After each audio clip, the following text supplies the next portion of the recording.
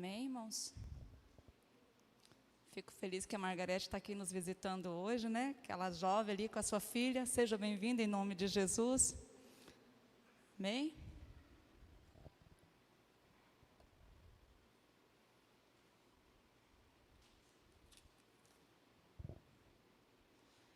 Gostaria de compartilhar, com a amada igreja, no livro de Eclesiastes. Eclesiastes. Quem não tiver Bíblia e quiser.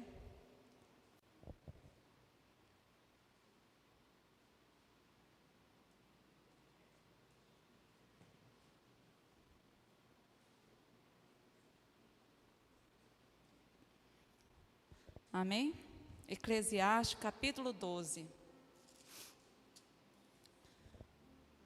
Normalmente eu gosto de pregar sobre o Novo Testamento, né? Eu penso que tudo que um cristão precisa está ali no Novo Testamento. Mas o Antigo Testamento também é a palavra de Deus. E a gente não pode se esquecer disso, né? Esse hino que os irmãos ministraram nessa noite, esse último hino, esse é o nosso anseio do cristão. Todo cristão que almeja um dia voltar para casa, ele quer ver os olhos do seu Senhor. Ah, irmãos, como esse dia será glorioso. Se no seu coração não tem esse desejo, peça a Jesus para te dar. Começa a pedir ao Senhor Jesus para te despertar. Porque nós, os cristãos, somos propriedades do Senhor Jesus. Ele vem buscar uma igreja, mas não uma denominação. Ele vem buscar uma igreja que o espera, uma igreja que o ama, que o quer. E quem é essa igreja? Essa igreja não tem placa. Essa igreja não é uma denominação. Essa igreja tem nome: Igreja de Cristo. Quem faz parte da Igreja de Cristo? Aquele que ama a sua palavra e vive para agradar o dono dessa palavra. Então começa, queridos, a pedir ao Senhor para que Ele desperta isso em você. Não tem sentido você viver nessa terra se Jesus não é o teu alvo. Como eu disse, nós vamos falar hoje sobre Eclesiastes capítulo 12, que não foge do nosso Senhor Jesus, não foge da graça. Essa palavra o Senhor me deu no decorrer dessa semana, e eu pelejei em cima dessa palavra. Eu pensava em outra, eu ia para outra, mas o Senhor trazia de volta: tem que ser essa, tem que ser essa. E sabe, quem prega a palavra de Deus entende o que eu estou falando. Você está com o texto na mão, mas sabe que está difícil para preparar aquele texto. Parece que você não está conseguindo conectar o texto com o que você tem que falar. Então eu procurava em outros capítulos da Bíblia, mas o coração voltava para esse. Então eu creio que Deus vai falar com algumas pessoas aqui nessa noite. Você fica bem atento, porque pode ser com você Deus quer falar, né? Eu planejei uma pregação num estilo, mas Deus tem algo para você, e é em cima desse texto. Muitas pessoas falam assim: eu preciso de um profeta para revelar. Deus não precisa de profetas.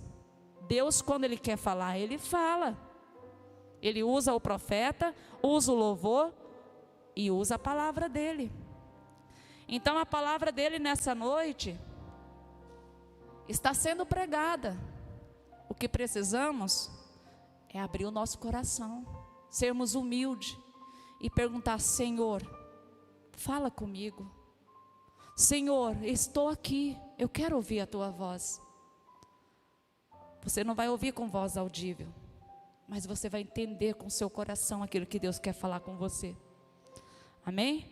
O texto está em Eclesiastes, capítulo 12, diz assim, começa assim: lembra-te do teu Criador nos dias da tua mocidade, antes que venham os maus dias e cheguem os anos dos quais dirás, não tenho neles prazer. Antes que se escureça o sol, a lua e as estrelas do esplendor da tua vida, e torne a vir as nuvens depois do aguaceiro.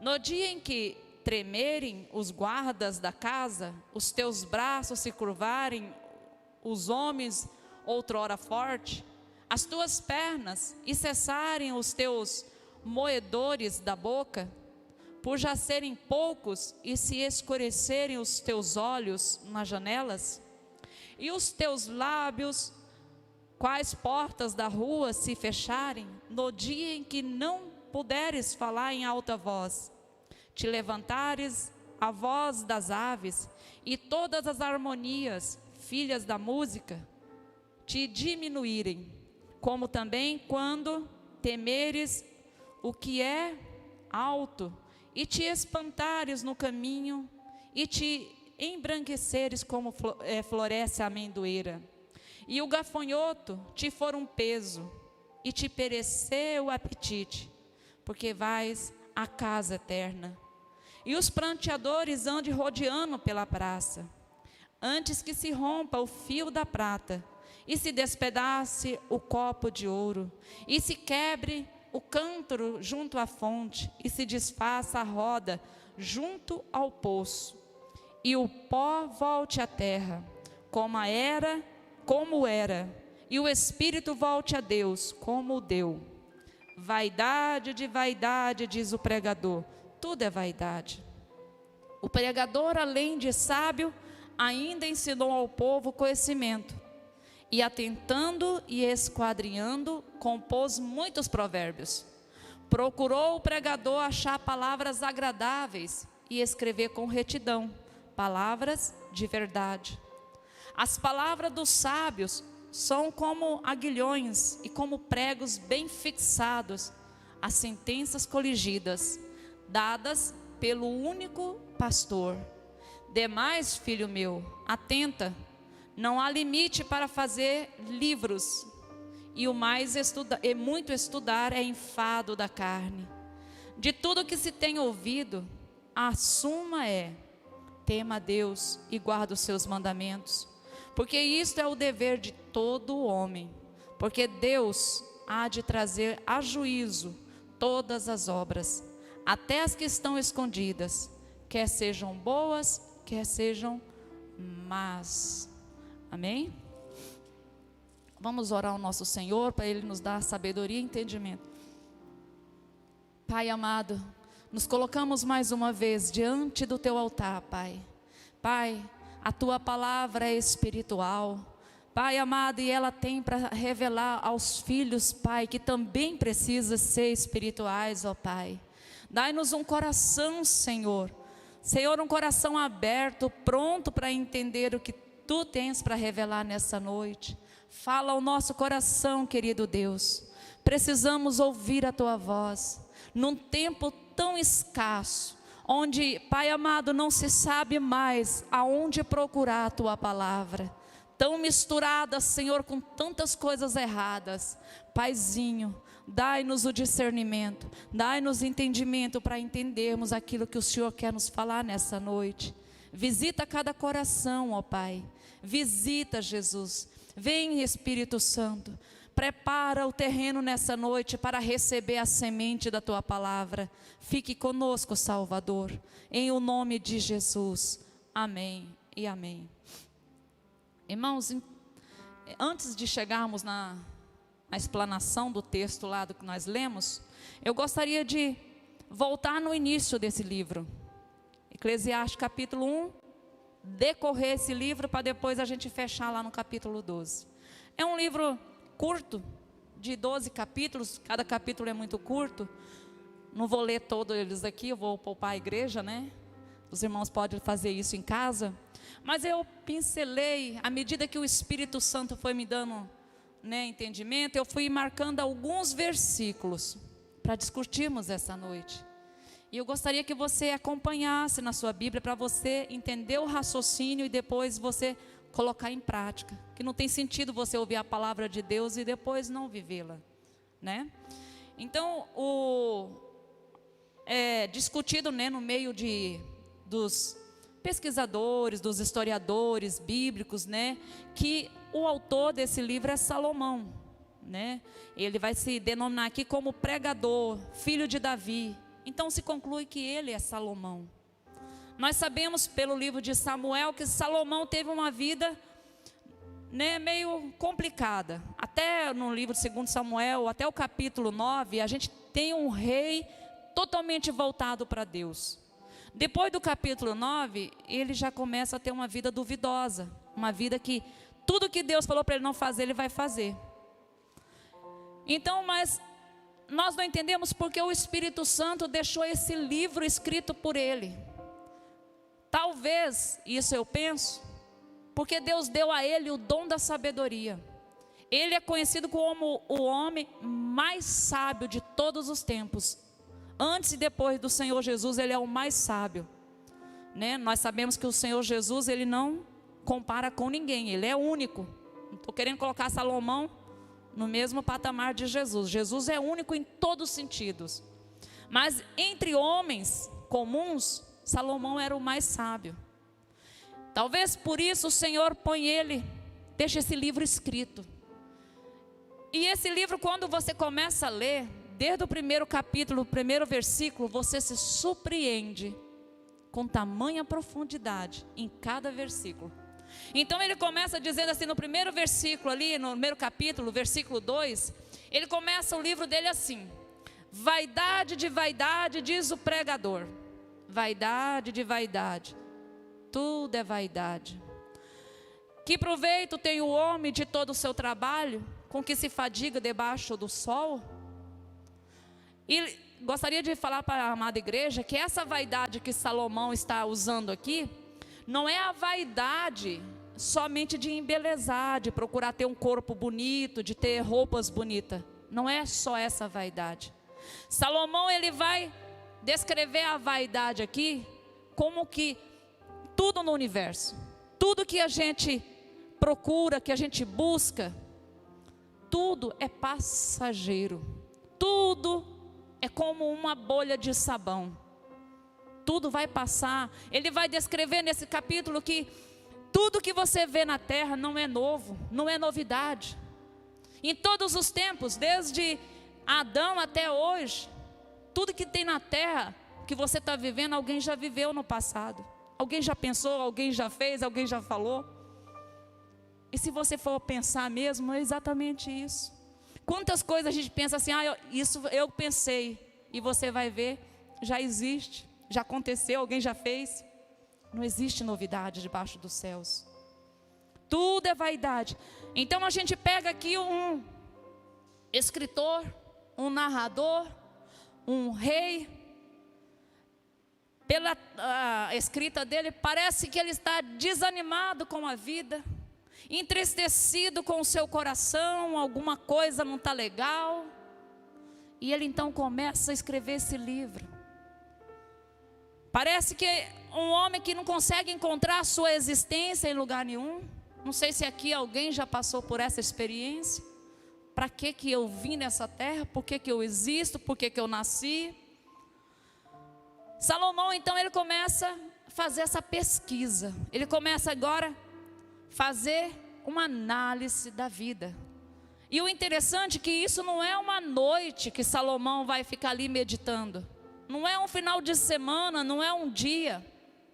Ele vai fazer uma análise de vida. Olha no versículo 13, para você ver o que ele está falando. Apliquei o coração a esquadrinhar e a informar-me com sabedoria de tudo quanto sucede debaixo do céu. Este enfadonho trabalho impôs Deus aos filhos do homem para nele os afligir. Irmão, está dizendo que essa função é de todo homem, de toda mulher. Ele está dizendo que ele se aplicou o coração para esquadrinhar, esmiuçar, fazer aquela pesquisa atenta, detalhada e aprofundada. É um trabalho enfadonho, mas é um trabalho, um dever de todos nós. Nós nos devemos perguntar: por que Deus me fez nessa terra? Começar a pensar e pesquisar atrás da Bíblia. Por que o Senhor me fez? Para que o Senhor me colocou nesse mundo? Nós não somos fruto do acaso. Deus não fez uma criança para vir aqui ser só mais um na humanidade. Queridos, acredite, cada ser humano tem um propósito de Deus nessa terra. Cada ser humano nasce porque foi designado por Deus nascer. Aqueles que o Senhor não quer, o Senhor já tira, permite sair. Então você tem um propósito, e nós vamos descobrir nesses poucos escritos de Salomão o propósito de você estar aqui, o porquê que você existe. Se você ficar atento à palavra, você vai entender qual o propósito de Deus na sua vida hoje. Salomão, ele vai concluir isso. Mas nós sabemos, se não sabe, você não sabe ainda, eu vou te falar. Deus, ele tem o papel dele, mas também nós temos o nosso. Deus faz a parte dele, nós temos que fazer a nossa. Nós temos que descobrir qual é a nossa parte, qual é o nosso papel. Como numa família, o marido tem o seu papel, a esposa tem o seu papel e os filhos têm um deles. Cada um tem ninguém é maior do que ninguém, melhor do que ninguém. Mas cada um tem o seu papel. E para funcionar perfeitamente, cada um tem que desempenhar o seu. Então, para você ouvir os mandamentos de Deus, para você entender o que Deus quer na sua vida, você precisa entender o que você tem que fazer. E como é que eu vou descobrir o que eu tenho que fazer? Lendo a palavra de Deus. Leia a palavra de Deus. A Bíblia é o seu manual de existência. Se você compra um eletrodoméstico hoje, você vem junto ali com o produto, o manual. Como usar, de que forma você cuidar. A Bíblia é o nosso manual. O que eu tenho que fazer, o que eu não posso fazer, o que eu tenho que confiar somente em Deus, e assim por diante. Então você vai perceber que Salomão, ele começa a fazer essa pesquisa, aprofunda nesse entendimento, e o Senhor vai nos mostrar, ele fala também no capítulo 2, versículo 3, olha que interessante o que Salomão vai ali descrever, para o João que chegou na Eclesiastes capítulo 2, viu, Juninho? No final você dá o testemunho, tá? Eclesiastes capítulo 2, versículo 3, ele fala assim: resolvi no meu coração dar-me ao vinho, regendo-me contudo pela sabedoria, pelo entregar-me à loucura, até ver que o melhor seria que fizessem os filhos dos homens debaixo do céu, durante os poucos dias de sua vida. Empreendi grandes obras, edifiquei para mim casas, plantei para mim vinhas. E aí ele vai começar a descrever até o versículo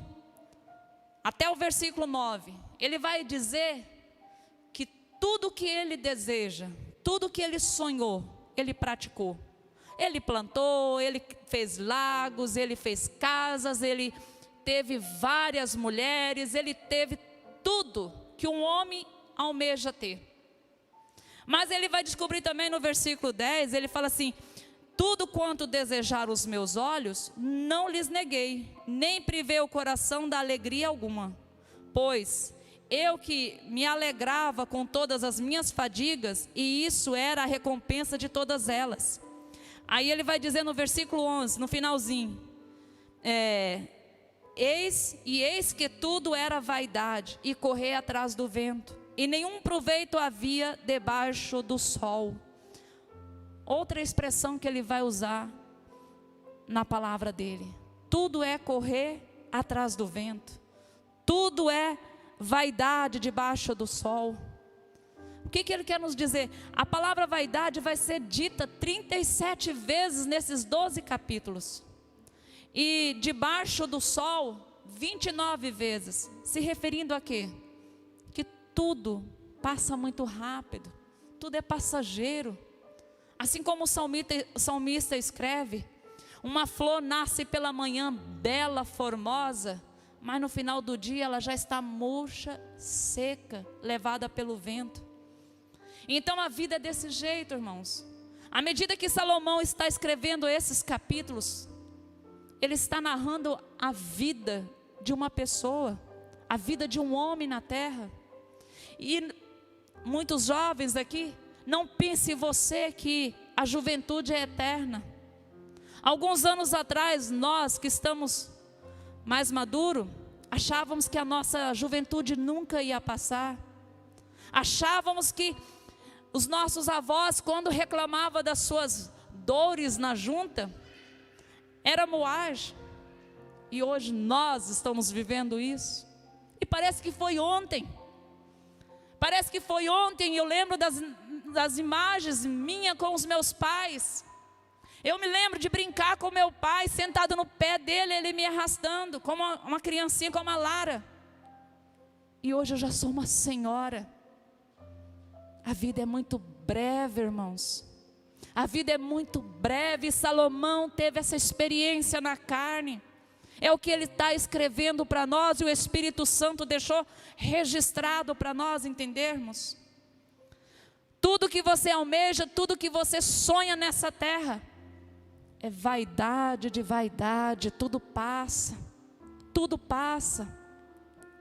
Ele fala no capítulo 3, ele vai falar sobre o tempo. Que o tempo, vai falar sobre um tempo para todas as coisas. Tudo debaixo do sol, há um tempo determinado. Há um tempo para sofrer, um tempo para se alegrar, um tempo para construir, um tempo para derrubar. E isso nos faz entender que seja qual for a luta que você está vivendo, persevera, porque só é um tempo. O tempo que você está vivendo hoje, certamente Deus está preparando algo para você, te amadurecendo, te fortalecendo, te ensinando. Nós estamos vendo uma geração que não consegue viver, ouvir o não. Se você falar não para uma criança, a criança dá birra, a criança chora, esperneia. Se você fala para uma pessoa uma palavra mais alta, a pessoa já está sensível, machucada. É a geração que nós estamos vivendo. A geração dodói, você não pode dizer nada. Tudo ofende, tudo machuca. Na época dos nossos pais, as pessoas falavam na cara o que precisava ser dito. E se a pessoa ficasse magoada, ela que ia se tratar lá no travesseiro dela. Hoje você não pode dizer mais nada, nem para corrigir, nem para edificar, porque senão vai ofender. Essa é a geração sensível, irmãos. Como Deus pode tratar o seu povo, se o seu povo não resiste ao tratamento? Como Deus pode te corrigir, se você não aguenta a correção? Queremos a glória do reino de Deus, mas não queremos nem sequer um triz da vara de Deus. Lê o livro de Jó. Jó, sem pecar, sem fazer nada de errado, Jó passa por aquelas chagas. Jó teve a sua carne se decompondo, ao ponto da sua mulher em desespero dizer para ele: amaldiçoa o Deus e morre. E o que Jó responde? Apesar de todas as perdas, de todas as dores, recebemos o bem de Deus e não podemos receber o mal. Irmãos, nós passamos por alguma privação, por algum problema, já começamos a pôr a culpa em Deus. Porque Deus fez isso, porque Deus faz aquilo, por que eu estou passando por isso? Tudo é só um tempo. Aproveita o tempo que você está vivendo, seja ele bom ou ruim, Deus tem a hora marcada para você. 3:11, olha o que ele nos diz: tudo fez Deus formoso no seu devido tempo. Também pôs a eternidade no coração do homem, sem que este possa descobrir as obras que Deus fez, desde o princípio até o fim. Irmãos, quando eu li esse versículo, eu fiquei perguntando para o Senhor: Senhor, o que queres dizer com isso? O que o Senhor quer dizer para nós? Também pôs a eternidade no coração do homem. Então, irmãos, entendemos que essa eternidade que você sente no seu coração, que nada nessa terra te preenche por completo. Ainda que as pessoas elas adquirem muito dinheiro, muitas posses, títulos, adquirem tantas coisas, ainda no coração delas vai ter o vazio. Porque esse vazio só pode ser preenchido com o autor da vida. Então em todo homem, eu digo homem em sentido geral, vai ter sempre no seu coração o desejo de ter uma eternidade. Sempre o homem vai ter essa necessidade de ser preenchido. Sempre o homem, quando nasce nessa terra, ele vai precisar entender essa existência de Deus e a sua existência na terra. Porque Deus colocou dentro de você. Isso não é coisa da sua cabeça. Isso não é filosofia te incentivando a meditar, a pesquisar. Isso é o teu Criador colocou no teu coração, para que você tenha a força de buscar a sua filiação em Jesus Cristo, para que você se desperte para entender que Jesus te espera na eternidade. Mas tudo isso vai depender de você, de como você vai ouvir e de como essa palavra vai entrar. Não adianta eu simplesmente vir à igreja, ler a palavra de Deus, saber quem foi Jesus Cristo, saber o que Jesus fez na cruz. Irmãos, sem fé tudo isso é vaidade. Sem fé tudo isso não vai passar apenas de palavras. Precisamos saber de tudo isso e crer que isso é o que o Senhor fez para mim e para você. Quando você entende a redenção de Jesus, quando você entende o que Cristo fez na cruz do Calvário, então a eternidade te faz sentido. Então a sua existência nessa terra vai fazer sentido e você quer Jesus. Você vai almejar de ver os olhos de Jesus, almejar pelo toque do Senhor Jesus na sua vida. Então, no versículo 14, ele escreve assim para nós: sei que tudo quanto Deus faz durará eternamente, nada se lhe pode acrescentar e nada pode tirar. E isto faz Deus, para que os homens temam diante dele. Então, tudo que Deus fez nessa terra, irmãos, ninguém pode mudar. Nenhuma palavra do que o Senhor falou vai voltar vazia. Aquilo que o Senhor sonhou para a sua vida, aquilo que Deus já determinou lá no início, no princípio da criação, vai acontecer. Porque Deus já falou e Deus não mente. No versículo 17, ele escreve assim para nós, do capítulo 3: então disse comigo, Deus julgará o justo e o perverso, pois há tempo para todo propósito e para toda obra.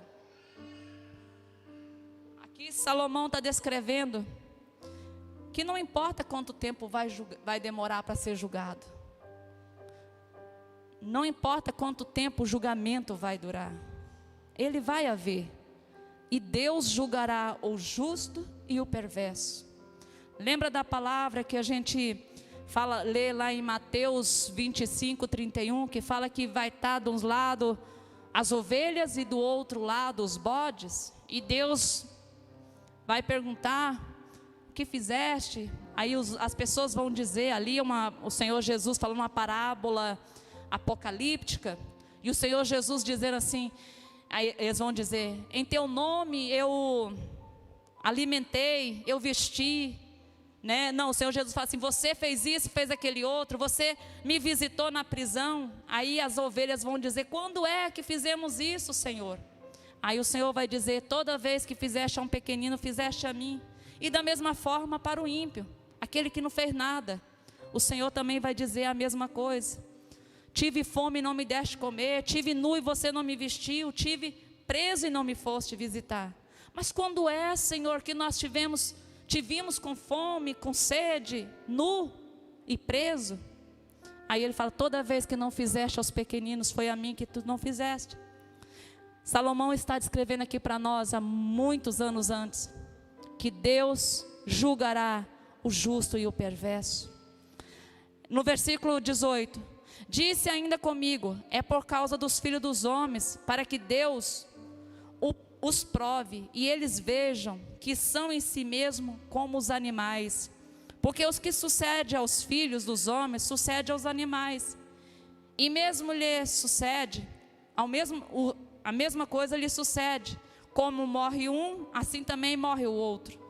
Todos têm o mesmo fôlego de vida, e nenhuma vantagem tem o homem sobre os animais, porque tudo é vaidade. Todos vão para o mesmo lugar, todos procedem do pó, e ao pó tornarão. O Senhor está nos mostrando, irmãos, que o ser humano e os animais são a mesma essência, feita do pó, e para o pó vai voltar. O diferencial dos filhos de Deus é que nós temos um espírito que vai para Deus. O homem tem um espírito, e esse espírito é Deus que dá. Mas em questão de matéria, de corpo, somos como os animais. A nossa matéria, esse corpo aqui, vai perecer, vai voltar ao pó. Mas o meu espírito, o seu espírito, vai voltar a Deus. No capítulo 4 e 5, ele vai falar sobre algumas observações. Ele vai dizer sobre as tribulações da vida, no capítulo 4. No capítulo 5, ele vai dizer que não vota, não faça voto a Deus. Se você fez um voto, cumpra, porque é loucura você fazer um voto e não cumprir. Então ele vai dar, capítulo 5, se você depois tiver vontade em casa, leia. Também no capítulo 5, ele vai nos dizer que muitas vezes as nossas lutas, os nossos problemas, a gente tem mania, né? O ser humano tem mania de jogar a culpa no Senhor. Ai, Deus, eu estou sofrendo porque Deus quis assim. Ai, o meu sofrimento é porque Deus me fez para sofrer. E aqui Salomão vai nos dizer que não. Nem sempre o seu sofrimento é a causa, é porque Deus quis que você sofresse. A maioria das vezes que nós estamos sofrendo, irmãos, nós somos o provocador desse sofrimento. Palavras ditas no momento que não era para dizer. E para falar a verdade, palavras matam mais do que uma arma. Palavras inflamadas com ódio pode matar pessoas, matar vidas, casamento, filhos. Então aqui ele vai dizer que nem sempre o homem está sofrendo por culpa, por algum motivo espiritual, mas causado por suas próprias decisões, pelas suas próprias ações, né? No capítulo 7, ele vai falar uma coisa bem interessante. Ele vai tratar a vida no seu cotidiano, que é bem interessante você ver aí no versículo 1. No versículo 2, ele vai dizer assim: melhor é ir à casa onde há luto, do que na casa que há banquete. Pois na que há luto, todos vão ver que é o fim de todo homem, e os vivos que o tomem em consideração. Melhor é a mágoa do que o riso, porque a tristeza do rosto se faz melhor o coração. Aí ele começa então nesse capítulo, mostrar essas duas realidades. Melhor é na casa onde há um funeral do que onde está tendo festa. Por que que Salomão vai escrever que é melhor você estar num funeral do que estar numa festa?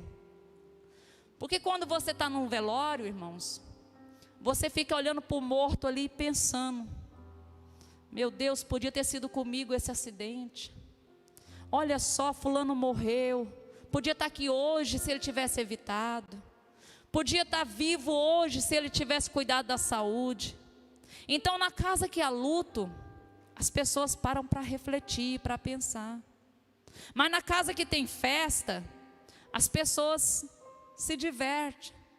Muitas vezes são irresponsáveis, bebem, enchem a cara, pega o carro, dirige de madrugada, põe em risco a sua vida e a vida de um pai de família ou de um trabalhador que está ali.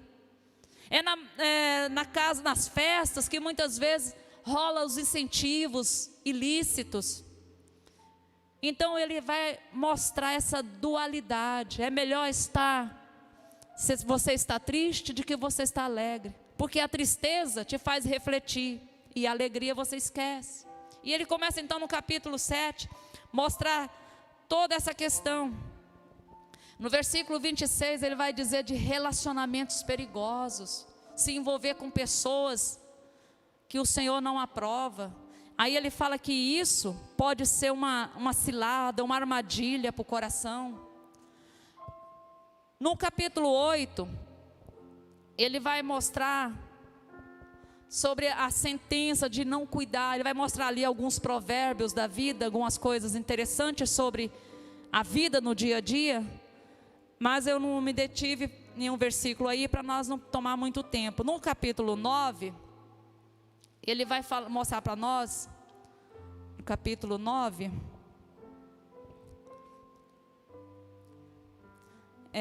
vê comigo aí no versículo 2: tudo sucede igualmente a todos os homens. Tudo sucede igualmente a todos. O mesmo sucede ao justo e ao perverso, ao bom e ao puro e ao impuro, tanto quanto sacrifica como que não sacrifica, ao bom como ao pecador, e ao que jura como ao que teme o juramento. Este é o mal que há em tudo quanto se faz debaixo do sol. A todos sucede o mesmo. Também o coração do homem está cheio de maldade. Nele há desvario enquanto vive. Depois, rumo aos mortos. Aí ele vai nos descrever nesse capítulo 9, sobre também que ninguém vai fugir da sentença do Senhor. E também ele nos descreve nesse capítulo que a chuva, o sol é para todos, para o bom, para o ruim. O Senhor também vai nos dizer, o Senhor Jesus, que o sol nasce para todos, porém a recompensa também vem para todos, na medida daquilo que nós fazemos, né? Aí no capítulo 9, versículo, não, vamos agora para o 11. O 10 ele vai falar da sabedoria, que é muito interessante, sobre a excelência da sabedoria. Mas vamos para o 11. Olha o capítulo 11, como ele começa.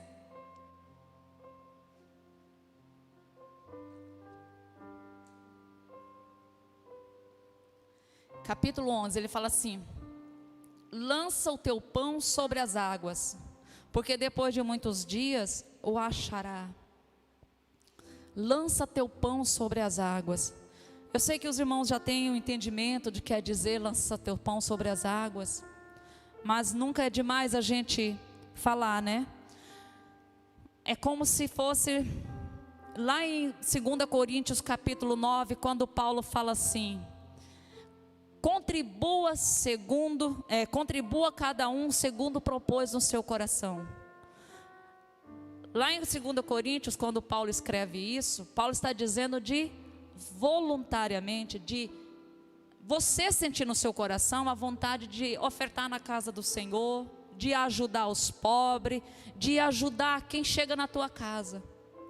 Esse lança teu pão sobre as águas é do mesmo jeito. Na tua casa hoje bate alguém pedindo um favor, uma ajuda, você vai lá e ajuda. Você está andando em algum lugar e teu coração toca em abençoar alguém, você vai e abençoa. Você está lançando o teu pão sobre as águas. Você está semeando no reino de Deus. Você está ensinando como ser bênção naquela vida. Muitas vezes você está lançando o pão também, levando a palavra de Deus para uma vida que está triste, angustiada. Você vai lá e lança uma palavra de fé, uma palavra de incentivo. Ali você está fazendo um depósito diante de Deus. Ao seu tempo, você não sabe no futuro o que vai acontecer a você ou a sua família. Aquilo que você contribuiu lá 20 anos atrás, Deus vai te recompensar. Eu me lembro que um tempo que minha família, estava passando uma necessidade muito terrível, né? Um deserto. Deus levantou uma família, na época eles estavam muito bem financeiramente, uns parentes distantes do Helder. E o Senhor levantou nesse coração para nos ajudar. E essa família, eles não pouparam. Eles deram o melhor. Aquilo que eles poderiam fazer, eles fizeram por nós. Alguns anos se passaram. E aí a situação mudou. Inverteu a situação. E aí, por causa lá de trás, do que eles semearam, eles não fizeram esperando nada em troca. Fizeram por amor. Mas o pão deles tinha sido lançado. Então aí nós sentimos no coração agora de retribuir. E podemos, graças a Deus, retribuir. Então é nesse sentido o Senhor está falando, lança teu pão. Lança. Ajuda quem você puder. Não retenha a tua mão. Porque na frente você não sabe se você, o seu filho ou o seu neto vai precisar. E o nosso Deus, Ele é fiel em cumprir. Aí ele diz assim no versículo 8, interessante para nós: ainda que o homem viva muitos anos, regozije-se em todos eles, contudo deve lembrar-se de que há dias de trevas, porque serão muitos. Tudo que sucede é vaidade. Por mais que o homem viva aí 90, 104 anos, 100 e poucos anos, irmãos, teremos dias difíceis, teremos dias complicados, isso é para todos, mas isso também é passageiro, isso também é vaidade. Quando ele chega no capítulo 11, versículo 9, ele vai dar um conselho para a juventude. Ele fala assim: jovens, viva a tua vida, se divirta. Não quer se divertir? Se divirta. Você pode sair, pode ir no shopping, mas lembra-te de uma coisa: tudo que você fizer, você vai prestar conta a Deus. O que ele está dizendo para o jovem? Você pode sair, Deus não é contra um filho se divertir. Deus não é contra você ter uma alegria, uma diversão, sair com a família, desde que isso não seja motivo para envergonhar o nome de Deus. Quer ver uma coisa mais linda? A família, o marido pegar a esposa e os filhinhos e sair numa pousada por aí, temos um monte por aqui no Mato Grosso, passar um dia com a família, andando ali na relva, no mato. Olha que coisa mais gostosa. Ou uns jovens chamam seus amigos, vai no shopping, vai na sorveteria. Mas não, muitos jovens querem se embriagar, se drogar, ter atividades ilícitas. Tudo isso, irmãos, não é porque Deus é ruim, não é porque Deus é chato, não. É porque isso te fere, isso te machuca. Deus quer o bem para os seus filhos. Quando uma pessoa se embriaga, ela vai colocar a saúde dela em risco. E ela pode ter atitudes que depois vai se arrepender.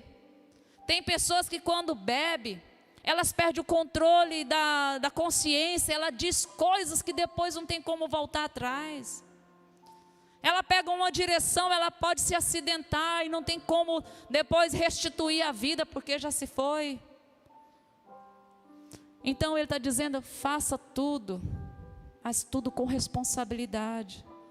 Porque está dizendo aqui para nós, anda pelos caminhos que satisfaz o teu coração e agrada aos teus olhos. Sabe, porém, que de todas estas coisas, Deus te pedirá contas. Deus não vai deixar ninguém de fora não, todos nós estaremos presentes no dia do Senhor. E aí entra no nosso capítulo. Agora Salomão chega com a chave mestre para nós. E ele começa esse capítulo, que eu entendo assim que é o que Deus quer falar conosco hoje. E ele diz assim, lembra-te do teu Criador. Lembra-te do teu Criador nos dias da mocidade. Agora já não é mais um homem novo. Agora já não é mais um jovenzinho com um vigor. Agora, ele está dizendo aqui, os olhos já não vê como via antes. Os dentes já não conseguem mastigar porque não tem. Aqui ele está dizendo que se subir no alto vai ficar tonto e vai cair. Aqui ele está dizendo que até a música um pouquinho mais alta vai incomodar. Você já viu o velho ouvindo som?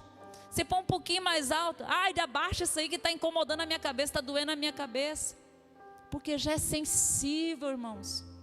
Aqui já é um velho narrando que o tempo para ele já está acabando, e agora ele está um velho.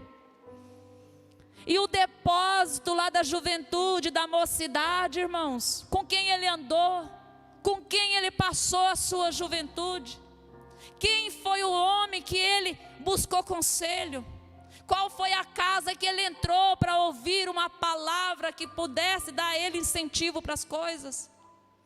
Quantas pessoas passam a sua vida inteira cultivando o ódio, cultivando a imoralidade, a perversidade, e aí chega na velhice, muitas vezes pode entrar em coma e não ter tempo de voltar atrás e pedir perdão. Muitas vezes está numa UTI, já no fim da sua vida, não pode se reconciliar com a família, não pode voltar e abraçar os filhinhos, dizer eu te amo, meu filho, eu queria poder estar com você todos os lados da sua vida, porque o tempo já foi, irmãos. A vaidade da vaidade dominou o coração e o tempo passou. Quantas pessoas nós conhecemos que já morreram, e morreram nos seus pecados, porque não vigiaram o tempo da mocidade, não andaram com o Criador, fizeram tudo que a alma desejou, mas nunca olhou para o Criador, nunca lembrou dele. E aí muitas pessoas vêm dizer, vamos rezar, porque fulano está lá no purgatório. Não existe essa mentira do diabo. Não existe purgatório, não existe lugar onde as almas ficam purgando, porque isso é mentira do diabo. Lembra lá do rico e do Lázaro? Quando o rico morre, mas o Lázaro era um servo de Deus. Ele vai para o seio de Abraão, diz a parábola. Mas o rico, o que ele fala no leito lá no Hades? O que ele diz? Senhor, deixa eu voltar. Eu tenho que falar lá para os meus, que se eles não andar com a vida diante do Senhor, eles vão vir para cá. E o Senhor responde para ele, não, se não ouvir os vivos, não vai ouvir os mortos. E ainda que entre os vivos e os mortos há um grande abismo. Quem está vivo, vem para cá, mas quem está morto, jamais vai voltar. Irmãos, então nós temos uma oportunidade, se há fôlego de vida em nós, vamos pôr em prática o que Salomão está dizendo. Lembra-te do teu Criador nos dias da tua mocidade, antes que, olha no versículo 6, antes que rompa o fio da prata, se despedace o copo de ouro e se quebra o cântaro junto à fonte. Em outra versão vai dizer assim para nós, uma versão mais facilitada: a vida vai se acabar como uma lamparina de ouro cai e quebra, quando a sua corrente de prata se arrebenta e como um pote de barro se despedaça, e quando a corda do poço se parte. Eu não sei se todos aqui já viram uma cisterna. Na minha infância isso era comum. A gente jogava lá a corda com o balde e puxava aquilo. Mas as cordas envelheciam, se desgastavam porque ficava no sol. E muitas vezes quando ela se rompia, o balde ficava lá no fundo do poço. E dava um trabalho para ter que puxar aquele balde e trocar a nova corda. Então é isso que está dizendo. Nossa vida é como essa corda que pode envelhecer. E quando essa corda se arrebentar, o versículo 7 nos diz o que vai acontecer. O pó volta à terra, como era, e o espírito volta a Deus que o deu. Vaidade, vaidade, diz o pregador. Tudo é vaidade. Tudo passa, tudo vai embora. O pote pode quebrar, a taça pode derramar, tudo simbolizando a sua vida. Hoje você é uma taça de ouro, cheia do Espírito de Deus. Você lembra do teu Criador, você busca, você adora o Senhor. O dia que a sua taça cair, o teu corpo volta ao pó, mas teu espírito vai para o descanso eterno, porque o teu Pai te espera. Mas se o teu coração não é do Senhor, e a tua lamparina cair e derramar o azeite que está aí dentro, você vai estar em maus lençóis, porque você não ouviu, você não andou com teu Criador, você não se lembrou quando Ele te chamou, passou a sua vida inteira adiando, amanhã eu vou, amanhã eu sirvo, amanhã eu vou para Deus, preciso ir numa igreja e nunca foi. E o dia que o Senhor chamar a tua vida, acabou, acabou. Vaidade de vaidade, é isso que vai ser. Aí ele fala assim para nós, a palavra, no versículo 11, a palavra dos sábios são como aguilhões. O que ele está dizendo? Que as palavras verdadeiras machucam, que as palavras quando vêm, que é a verdade, que vem contra, em confronto com o nosso coração, ela é como aguilhões. Aguilhões é uns ferrões, que se usa para pôr o boi, o gado no caminho dele. E como pregos bem fixados, as sentenças coligidas, dadas pelo único pastor. Na tua Bíblia, pastor está com letra maiúscula, se referindo ao Senhor Jesus Cristo. Ele é o pastor verdadeiro, o único pastor das ovelhas. Então Ele que tem a palavra que nos exorta, a palavra que nos ensina e que nos edifica. Aí no final ele diz assim, já finalizando com os irmãos: de tudo que se tem ouvido, em resumo teme a Deus e guarda os seus mandamentos, porque isto é o dever de todo homem, porque Deus há de trazer a juízo todas as obras, até as que estão escondidas, quer sejam boas, quer sejam más. Então, amados, esta é a palavra do Senhor para as nossas vidas. Sobre tudo que você tem que fazer, lembra-te do teu Criador, busque a Deus, ame a Deus, faça de tudo para que os olhos de Jesus estejam sobre você. Antes que se rompa a corda, antes que derrame a lamparina ou a taça, enquanto você tiver vida, Deus ainda pode te mudar, pode te transformar, te renovar numa nova criatura. Amém? Gostaria de orar com você e passar a palavra depois para o nosso irmão Renato. Ele vai dar um testemunho, né, o filho da Sandra. Vamos orar ao Senhor Jesus. Santo Deus maravilhoso, Pai querido, a Tua palavra é, Senhor, a verdade.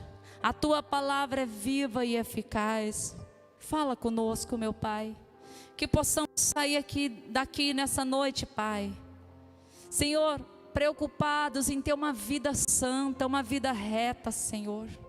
Que nós não nos venhamos perder, Pai, nos perdemos, Senhor, por essa terra, Jesus, por causa das vaidades, por causa, Senhor, das ilusões deste mundo. Senhor, como Salomão pregou e ensinou, Senhor, a vida é muito breve, meu Deus, e todos quantos já existiram antes de nós, meu Deus, Pai, muitos deles negligenciaram e já estão pagando o preço, Pai. Senhor, o Senhor nos deu a oportunidade de ter uma vida transformada em Teu Filho Jesus Cristo. O Teu Filho já pagou o sacrifício por nós naquela cruz, meu Deus.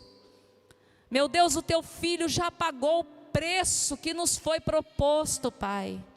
Senhor, ajude-nos a tomar posse desse sacrifício vivo no nosso lugar. E nos ensina a andar em obediência à palavra do Senhor. Porque como um pai que nunca quer o mal para um filho, o Senhor também nunca quer o mal para os seus filhos, meu Deus. Dai-nos um coração obediente, uma vida reta. Nos livra e nos guarda de todo mal, Pai. Supre as nossas necessidades. Dai-nos um coração sedento por Tua palavra. Em nome do Senhor Jesus. Amém.